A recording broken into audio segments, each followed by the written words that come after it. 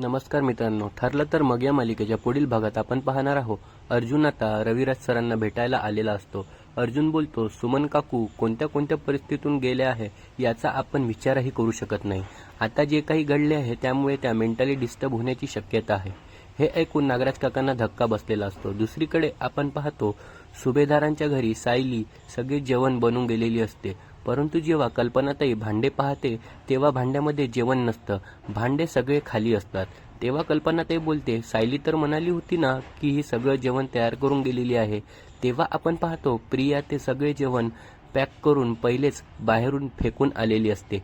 त्यानंतर आपण पाहतो सायली घरी आली असते आणि तेव्हा प्रिया सायलीला विचारते, अगं सायली, तू तर जेवण बनवून गेली होतीस ना, की जेवण बनवणे विसरून गेलीस? तेव्हा सायली बोलते, मी तर जेवण बनवून गेलेली होतीस. त्यावर प्रिया बोलते, मग कुठे गेले ते जेवण? तेव्हा सायली समजलेली असते की यामध्ये प्रियाची काहीतरी चाल असावी.